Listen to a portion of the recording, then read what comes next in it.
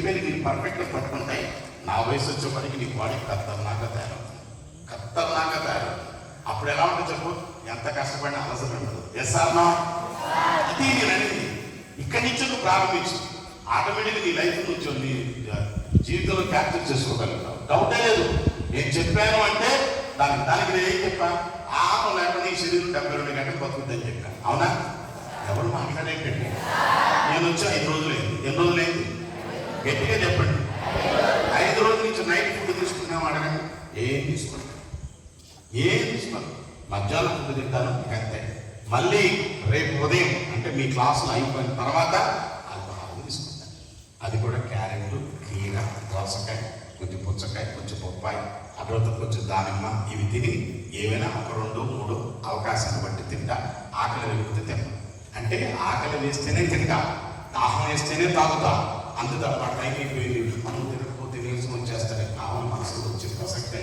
మీరు మాత్రం ఏమంటారు, అరే ఇవాళ చేయాలి, ఇవాళ చేయాలి, ఇది ఎలా ఉంటే బాగుంటుంది, ఈ చెట్టు ఎలా ఉంటే బాగుంటుంది. ముందే ఎక్స్పెక్టేషన్ ఉంటుంది, అందుకని డిస్సాటిస్ఫాక్షన్ ఉంటుంది మీకు. ఎందుకు ఎక్స్పెక్టేషన్ ఉన్నదని అంగీకరించు, ఆనందంగా బతకడానికి మనసును తయారు చేస్తుంది. అడగండి, మా గురించి అడగండి, మీరు అడగండి. ఎక్కడ 90% ఏమి ఇష్టం? ఎందుకు? నైట్ శరీరాన్ని ఎంత ఖాళీగా ఉంచితే ఈ వయసులో కాదు, ఒకరు ఉంటాయి. మీరు నిజమే మాట్లాడాలి, ఎందుకంటే మీకు ఎదిగే వయసు. అదవంతికి నాకు అయిపోయింది, ఆ వయసు అయిపోయింది అంటే ఇక దూరత ఉంటుందా? అంటే 18, 20 ఏళ్ళు వచ్చేందుకు కడుపు నిండా ఫుడ్ తినాలి, మంచి ఫుడ్ తినాలి. అది కాక పోషకాహారం తినాలి. గుర్తుంచుకోండి, అంటే విటమిన్స్, మినరల్స్, కార్బోహైడ్రేట్స్. ఒక వయసు వచ్చిన తర్వాత 50 ఏళ్ళు ఈ శరీరం మిషన్ పనిచేసి అలసిపోతుంది. అర్ధగంట సేపు నువ్వు చేస్తేనే అలసిపోతున్నావే. 50 ఏళ్ళు పడుతుందంటే మాట్లాడిపోవు. మీ ఇంట్లో వస్తువు కూడా ఉంది కదా, చూడండి, కనీసం ధన్యవాదాలు తెలియజేస్తారు. ఏం లేదు, ఏది మీ ఇంట్లో కానుకున్నాను. ఫర్ ఎగ్జాంపుల్ అనుకో, మా అయితే 10 ఏళ్ళు, 15 ఏళ్ళు, 20 ఏళ్ళు. ఆ తర్వాత కార్యం మాట్లాడండి. 50 ఏళ్ళంటే శరీరానికి భగవంతుడు ఎంతో కొంత ఆరోగ్యాన్ని ఇచ్చాడు, 10 మందికి మంచి చేయడానికి అవకాశం ఇచ్చాడు, మంచి ఆనందంతో బతికే జీవితం ఇచ్చాడు, మంచి ఆహారం తినే అవకాశం ఇచ్చాడు. అట్లా మీరు ఎందుకు ఉండకూడదు అనుకున్నా. నేననేది అది ఆల్రెడీ ఇచ్చే ఫుడ్ మంచి పంపిస్తున్నారు. అవునా? చెప్పండి. తీసుకునే ఆహారం కరెక్ట్గా ఉంది, పరిసరాలు బ్రహ్మాండంగా ఉన్నాయి. అవునా కదా? ఊరిలో ఏదో వర్షం పడింది అనుకోండి, నిజం నేను చూసాను, నేను అర్థం చేశాను. ఎందుకంటే అలా అవుతున్నావు, ఎంత డిస్టర్బెన్స్ ఏం చేస్తాం అంటే నీ డిస్టర్బెన్స్ కుక్కల మీద కూడా డిస్టర్బెన్స్ అవుతుందిగా. నువ్వు ఆ డెక్కడిగా నేను అంత తప్పేంటని ఇంకొకటి పీటించాను. నిజంగా అక్కడ డిస్టర్బెన్స్ ఉన్నప్పుడు ఆ డిస్టర్బెన్స్ ఆపడానికి ప్రయత్నించాలి. అది నిజమైన విద్యార్థి చేసే పని. అవునా కదా తండ్రి, నేను చెప్పిన మాట. కానీ మనం ఏం చేస్తారు, అది పిల్లలు అడిగిన కైతే బాగుంటుంది. అది ఒక మాట చెప్పంటే, మన ఇంట్లో చేసే పనులు చేసే పనులు జీతకాలు చేసే పనులు. ఎందుకంటే వాటికి జ్ఞానం లేదు, విద్య లేదు. కానీ మనకి చెప్పలేనా, విద్యాలయంలో లేవు, దేవాలయంలో రోజు 4 గంటలు పూజ చేస్తున్నాం. చూడండి, ఎందుకు?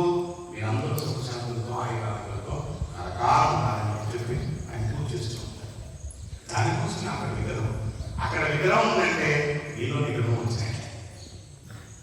కానీ మీకు తెలియదు, నేను ఎందుకు దండం పెట్టుకుంటా, డైరెక్ట్గా వచ్చేసి కూర్చోవచ్చుగా.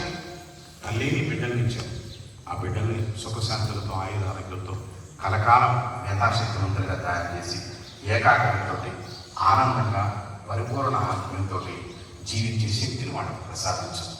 శరీరం మాత్రమే నాది, శక్తిత్తులు మాత్రం నీవే తల్లి అని దండం పెట్టుకొని వస్తానే. కానీ మీరేమనుకుంటారో, ఎందుకు గురుగారు దండం పెట్టుకుని వస్తాం, కానీ మనసులో ఈ భావంతో వస్తాన సంగతి తెలియదు. కానీ నువ్వు చదివేటప్పుడు కూడా అనుకోవాలి. అందుకనే నానా గురజాడ చెప్తాడు, గురజాడ అప్పారం చెప్తాడు, తల ఉంచుకొని నువ్వు చదువు పుస్తకాన్ని, తల ఎత్తుకునే స్థితికి ఎదుగుతావు నీవు అంటాడు. ఎంత గొప్ప మాట చెప్తాడు కానీ, తల ఉంచుకొని నన్ను చదువు, తల ఎత్తుకునే స్థితికి నిన్ను తీసుకువెళ్తా, నిన్ను చూసి 10 మంది ఏమంటే గౌరవించే విధంగా తయారు చేస్తా, నీ నరకను చూసి కొన్ని లక్షల మంది నేర్చుకునే విధంగా నా జీవితాన్ని నీకు అందిస్తానంటాడు. అంత గొప్ప మాట్లాడి గురజాడ అప్పారావు చెప్పిన మాటలు ఆడించాలంటే మాటలు. అంటే తల ఉంచుకొని చదవమన్నాడు, నేను తల ఎత్తుకునే స్థితికి తీసుకెళ్తా అన్నాడు. మనవాడు తల ఉంచడం మొత్తం చేసుకొని నేను చూసి చూడడం ఏమిటి మరి అది బ్రహ్మాండం ఎందుకు వస్తుంది? అందుకే సరస్వతిని కటాక్షించమని కోరుకోవాలి ప్రతిరోజు. అప్పుడు నీకు అది నువ్వు కోరకుండా మీ అమ్మ అన్నం పెడుతుందా? ఇది కూడా ఆ తల్లిని కోరి నీకు అది వస్తుంది.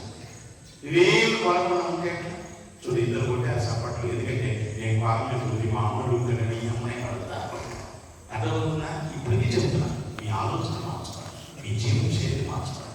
లోపాలు లేవనట్లా సరి చేసుకునే వ్యక్తులు మనకు కూడా వ్యక్తులు కావచ్చు. మాట్లాడేదంటే నాకు మంచి పాయింట్ చెప్పరా?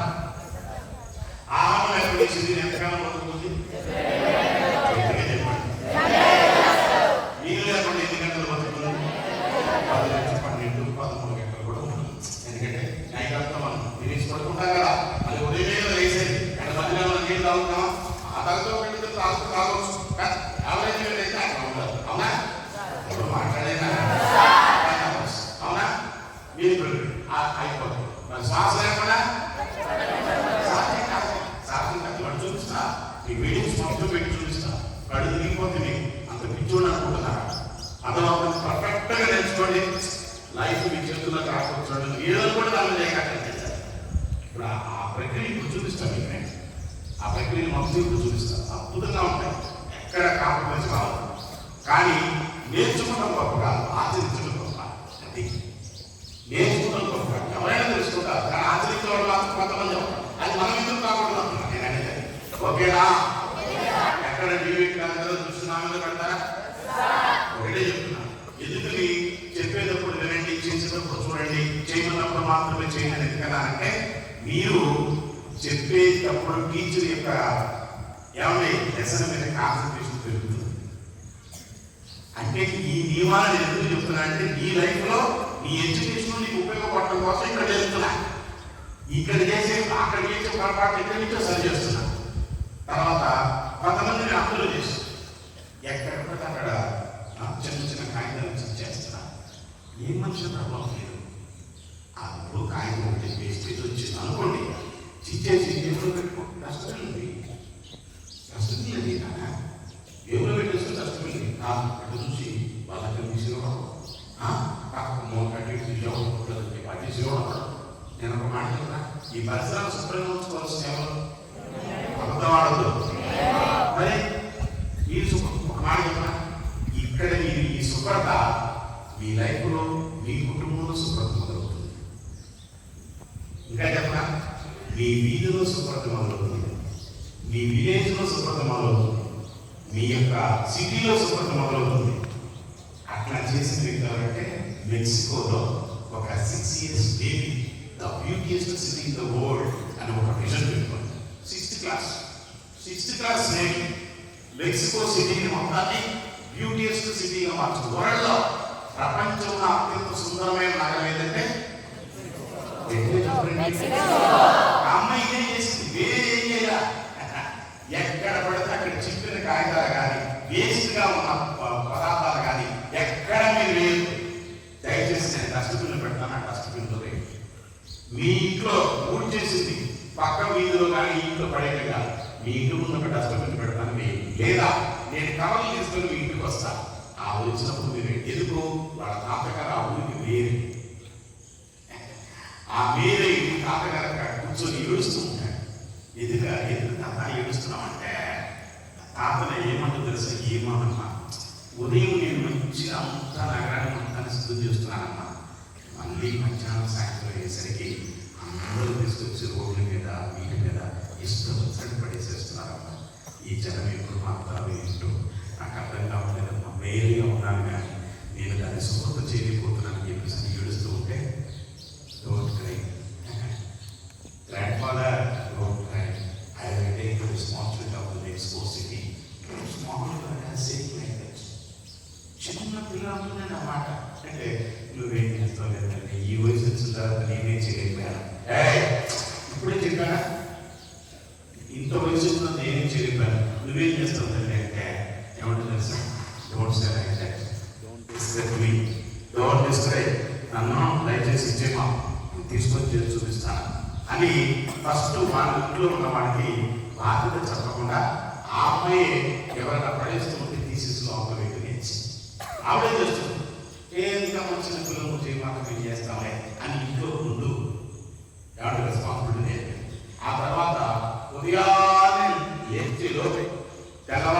వేసి ఏమంటే ఆ ఇంటి ముందు వచ్చి కళ్ళాపు దింపి ముగ్గు వేసి ఎవరో చిన్నపిల్ల ఎందుకమ్మా నీ ఉదయాన్ని మీకు ఇచ్చేస్తావు పడుకో నేను చేస్తానే నీకు అని ఆడికి బాధ్యత నేర్పి తల్లికి పాపకి ఉదయాన్ని నేర్పింది బాధ్యత. ఏం చెప్పలా ఈ పాప చేస్తూ ఉంది అది చూసి నేర్చుకున్నా. ఎంత గొప్ప విషయం చూడండి. పక్క వీధిలో ఆ పక్కన ఆ పక్క నైబర్స్ ఉంటారు కదా, ఆ నైబర్స్ ఇంటి ముందు ఓడటం ప్రారంభించారు. ఆ తర్వాత మళ్ళీ నైబర్, ఆ తర్వాత స్ట్రీట్లు, ఆ తర్వాత 2-3 స్ట్రీట్లు. ఇది పొద్దున్న లేచేసరికి ఓట్ చేసి ముగ్గులేసి కళ్ళాపు దిమ్ముంటున్నాయి. అందరూ వచ్చి ఆ టైంలో చూశారు. ఏమ్మా చిన్నపిల్లలు నువ్వెందుకమ్మా ఈ పని అంతా చేస్తున్నావు? నాన్నగారు తాతగారు వేరేనా? ఎందుకంత చేస్తున్నావు అంటే, లేదండి నా ఇంటిని శుభ్రం చేసుకుంటాం ఎంత ముఖ్యమో నా వీధి కూడా శుభ్రం చేయటం నా బాధ్యతే కదండి. అబ్బా ఆ పిల్ల చూడండి, అంత చిన్నపిల్ల ఎంత గొప్ప కాన్సెప్ట్ తీసుకొని చేసిందో. అర్థమవుతుందా నేను చెప్పిన మాట? చప్పట్ల కొట్టట్లా చూస్తున్నా ఇందాక నుంచి. నెక్స్ట్ పాయింట్ వెళ్తున్నా. అలా అని ఆ తర్వాత అబ్బే వద్దమ్మా మా ఇంటి ముందు మేము చేసుకుంటాం అని ఎవరికి వాళ్ళకి రెస్పాన్సిబిలిటీ తెలియజేసి, ఆ తర్వాత పక్క వీధిలో కూడా చేస్తూ ఉంటే, అమ్మా నువ్వు ఇలా రోజు చూస్తున్నావా అంటే, మేము కూడా మీతో పాటు వస్తామని ఈ పాపను లేపమని చెప్పి అందరినీ చీపుల్ని చాటలు తీసుకొని వీధి మొత్తం శుభ్రం చేయడం నేర్పింది అందరికీ. ఆ తర్వాత మీరేమనుకోకపోతే, ఆంటీ అంకుల్ ప్లీజ్ నాతో పాటు మీరు వస్తారా? ఈ రోజు మీరు అలా చేయడం ద్వారా మీరు ఎంత హ్యాపీనెస్ పొందారు. ఇది 6th క్లాస్ బేబీ వాళ్ళని మోటివేట్ చేస్తున్నట్టు చూడండి. అసలు అంటే వయసుకు సంబంధం లేదు, మనసుకు సంబంధం. ఎంత గొప్ప మాట చూడండి. అసలు చిన్న పిల్లనే కాదు, ఆలోచన విధానం గొప్పదండి. ఎస్ఆర్నో అలా అయిపోయి ఆ 4-5 ఆంటీలను తీసుకొని అంకుల్ని డస్ట్బిన్ తీసుకొని అన్ని వీధులు ఆ స్ట్రీట్లో ప్రారంభించారు. అలా ఊడుస్తూ కరెక్ట్ గా నెల రోజులు అయ్యేసరికి ఆ స్ట్రీట్లు మొత్తం అత్యంత శుభ్రంగా ఉన్నాయి. అలా తాతగారు ఆశ్చర్యపోతారు. అమ్మా నేనేదో అనుకున్నాను కానీ మళ్ళీ ఒక విప్లవం తీసుకొచ్చావు తల్లి అని అంటే, కాదు తాతగారు మీరేమనుకోకపోతే ప్రతి స్కూల్కి నన్ను కనుక తీసుకొని వెళితే ఆ రెస్పాన్సిబిలిటీ పిల్లలకు కూడా తెలియచేయాలని ఆలోచన ఉంది నాన్నగారు.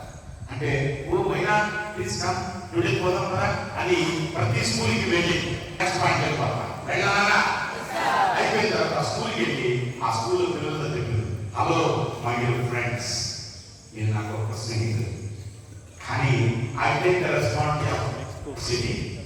My grand father is the mayor of entire city. So I will tell them some points. Can you obey? Can you accept? And you very humble request to me. And why not? Tell me, ఏమా ఏం చెప్పంటే, ఈ రోజు నుంచి మీ class రూమ్లో మీరెవరో కూడా ఒక చిన్న కాగితాన్ని కూడా చించి వేయబడేది. మీకు అట్లాంటి నుండి మీకు అక్కడ డస్ట్బిన్లు పెట్టా, అక్కడ డస్ట్బిన్లు పెట్టాం. ఆ క్లాస్ రూమ్ లో కనుక వేస్టేజ్ చూస్తే ఆ వేస్టేజ్ తీసుకుని జేబులో పెట్టుకోండి. ఆ తర్వాత బయటకు వచ్చినప్పుడు టాయిలెట్స్కోలేక రీసెస్కో లేదా మీల్స్ టైంకి వచ్చినప్పుడు వాటి డస్ట్బిన్లో పడేయండి. దయచేసి don't waste any time, anything, any place. You should use the dustbins. అది ప్రామిస్ ఎస్ అని చెప్పి అందరూ ఒక్కసారి ప్రామిస్ చేశారు. ఏమని? ఈ రోజు నుండి మరలా ఈ స్కూల్ నుంచి బయటికి వెళ్ళే లోపు ఏనాడు నా జీవితంలో నేను చెప్పి పడేయడమే కాకుండా పక్కన వాడు తప్పు చేస్తే ఆ తప్పు కూడా నేనే తీసుకొని ఆయన అలా తయారు చేయలేకపోవడానికి బాధ్యత రాదే అనే ఆలోచనతో ఆ కాగితాలు తీసుకొచ్చి నేనే డస్ట్బిన్లో పడేస్తాను. I'm the responsibility of entire the school అని అందరూ పిల్లలతో వాగ్దానం చేయించారు. ఎంత గొప్ప ఆలోచన చూడండి ఆ పిల్ల. Small garden same like that. అట్లా నెమ్మదిగా అన్ని స్కూల్స్ పోయి ఇది మేయర్ గారు కదా, మేయర్ వస్తే ఎవరైనా యాక్సెప్ట్ చేస్తారా? కుదరదని చెప్పి చెప్తారా? తప్పతో చేయాల్సింది. ఎందుకంటే మేయర్ చెట్లు అన్నీ ఉంటాయి, మున్సిపల్ స్కూల్స్ మొత్తం అంతా మేయర్ చెట్లునే ఉంటాయి. అవునా కదా? చెప్పండి అందరూ యాక్సెప్ట్ చేశారండి. అన్ని స్కూల్స్కి వెళ్ళింది. ప్రతి స్కూల్లో కూడా ప్రతి పేరెంట్ అట్లా తప్పు చేస్తుంటే, అమ్మా ఎవరు this is our city, clean and green city. Clean అలా క్లీన్ చేసిన తర్వాత నెక్స్ట్ గ్రీన్ సిటీగా మార్చాలి. ఎట్లా? నువ్వు ఒక మొక్క పెట్టావు, నీళ్లు పోస్తూ ఉన్నావు, కరెక్ట్గా నువ్వు ఒక సంవత్సరం వస్తే చాలు, కొన్ని సంవత్సరాల పాటు కొన్ని వందల మందికి ఆక్సిజన్ ఇస్తున్నాయి. ఎంత గొప్ప కాన్సెప్ట్ చూడండి. అసలు ఆ పిల్ల చిన్న పిల్ల అయింది, ఎంత క్లారిటీ ఇచ్చిందో చూడండి. నువ్వు ఇప్పుడు మొక్క పెడతావేమో, కానీ ఈ మొక్క ద్వారా కొన్ని వందల మందికి ఆక్సిజన్ అడుగుతుంది. అంటే కొన్ని వందల మందికి ప్రాణవాయువు ఇస్తున్నావు. నీకు గమనించలేదు, కోవిడ్ వచ్చినప్పుడు ఆక్సిజన్ సిలిండర్లు దొరక్క చచ్చిపోయారు. కారణం ఏంటో తెలుసా? ఆక్సిజన్ శాతం ఏళ్ళు తగ్గిపోయినాయి. మొక్కలు ఎక్కడ పడితే అక్కడ కొట్టేశారు, చెట్లు కొట్టేసరికి ఆక్సిజన్ శాతం ఏమైంది? దాంట్లో ఏమైంది? సిలిండర్ పెట్టుకోవాల్సిన పరిస్థితి వచ్చింది. రేపు వచ్చే తరానికి మీరు చేయవలసిన పని కూడా మీ ఇంటి ముందు ఈ వీధిలోనూ చక్కగా మొక్కలు పెట్టి మీరు సమయం కుదిరినప్పుడల్లా అక్కడికి నీరు పోయి అన్నవల్ల కరెక్ట్గా 1 year, ఎస్పెషల్లీ వేసవకాలం మాత్రం కొంచెం ఎక్కువ పోయాల్సి వస్తుంది. వర్షాకాలం అది బతుకుతుంది, వింటర్ సీజన్లో కూడా బతుకుతుంది. అలా పెట్టి మీరు ఎవరి ఇంటి ముందైతే ఈ మొక్కలు పెట్టారో ఆ ఇంటి ముందు ఇంటి వాళ్ళకి చెప్పండి, అమ్మ నేను రోజు వచ్చి నీళ్లు పోస్తాను, కొంచెం మీరు ట్యాప్లో కొంచెం నీళ్ళు ఇస్తే చాలు అని అడిగాను. ఎందుకు బాబు నువ్వు, ఎందుకు నీకెందుకు, మేము పోస్తామని వాళ్ళు అంటారు. లేదా అలాగే తీసుకో అని అంటారు. ఒక వారం 10 రోజులు పోయి కానీ వాళ్ళకే మనసు కనిపిస్తుంది, మా ఇంటి ముందున్న మొక్కకి ఆ అబ్బాయి వచ్చి నీళ్లు పోయి వెళ్ళి మేమే పోయచ్చు కదా అనే ఆలోచన వాళ్ళ మనసుకే వస్తుంది. ఎస్ఆర్లో అలా పట్లని తిరుగుతారు. అక్కడ చూపేవారు శుభ్రంగా ఒక చూపి పట్టేసేస్తే ఆటోమేటిక్గా ఆ మొక్క బతికింది అనుకోండి. కొన్ని వందల మంది, కొన్ని వేల మందికి కొన్ని సంవత్సరాల పాటు ఆక్సిజన్ ఇస్తున్నాయి, ప్రాణవాయువు ఇస్తుంది, ప్రాణాలు నిలబెడుతుంది. డస్ట్ ఎలక్ట్రీ పోతుంది. నేను చెప్పింది సత్యమా అసత్యం అండి? గట్టిగా చెప్పండి. అటు వెళుతూ ఉంటాడు, ఈ మొక్కలు ఆకులు ఆపుతాడు, అటు వెళ్తాడు, ఈ పిచ్చి మొక్కలు ఇచ్చేస్తూ ఉంటాడు. ఏం మనుషులుగా మీరు నాటకపోను, మీరు ఇచ్చేసి ఉన్న ఆక్సిజన్ తగ్గిస్తానంటే అది ఎంత పాపం ఆలోచించండి. ఎందుకు చుట్టూ మొక్కలు పెట్టారు? అంత పుష్కలంగా ఆక్సిజన్ రావాలి. ఎందుకు ఎన్ని మొక్కలు పెట్టారు? బయట వచ్చిన వాళ్ళు కనీసం ఆక్సిజన్లో నీళ్ళలో కూర్చుంటారు. కొమ్మలు చూడకూడదు, ఆకులు పీకూడకూడదు. ఏం మనుషులైనా నువ్వు చేసిన పాపం కాకుండా ఇంకొక పాపాన్ని మూట కడతావా? అదే నువ్వు చేసే తప్పు. నేను చెప్పింది సత్యమా అసత్యమా? గట్టిగా చెప్పండి. చేతనైతే సపోర్ట్ చెయ్యి, కానీ ఉన్నదాన్ని నిజాలు చేసే శక్తి నీకైతే లేదు. ఉందా? మాట్లాడేంటండి. చిన్న మాట్లాడుతున్నా, మీరు ఫుడ్ తింటున్నారు, నాకు తెలిసినంత ఒక 25-30% పారేస్తున్నారు. నేను పారేస్తున్నా తప్పట్లా, కానీ అది లేకుండా బతికేవాడు ఎంతమంది లేదు ఈ సమాజంలో. అబద్ధమాడు నీ మనసాక్షి. నువ్వు తిన్నంతే తిను. ఎందుకు పారేస్తా? ఈ రోజు నువ్వు పారేసావంటే రేపు ఎదుర్కోవాల్సిందేగా. జరుగుతుంది. కర్మ నుంచి ఎప్పుడో తప్పించుకోలేము. గుర్తుంచుకో, నువ్వు చేసిన ప్రతి తప్పు ఏదో కూడా తప్పిస్తావు. నీ 100 ఏళ్ళ జీవితంలో ఎప్పుడో తప్పించుకోలేము. కానీ నువ్వు చేసిన మంచి పనికి ఏదో కూడా నువ్వు అభివృద్ధి పొందుతావు. అనుమానం ఏది అందుట్లో. ఎసామా ఎత్తిగా చెప్పండి నాన్న. ఏది ఎంతమంది పాల్గొంటుంది పొట్ట చూస్తుంటే నాకే కళ్ళం నీళ్ళు వస్తుంది. ఎందుకు? మీరు బయటికి అడుగుకునేవాడిని మీరు చూడండి, వాళ్ళ ఒంటి మీద సరైన మంటలు ఉంటాయి, అబద్ధం చెప్పండి.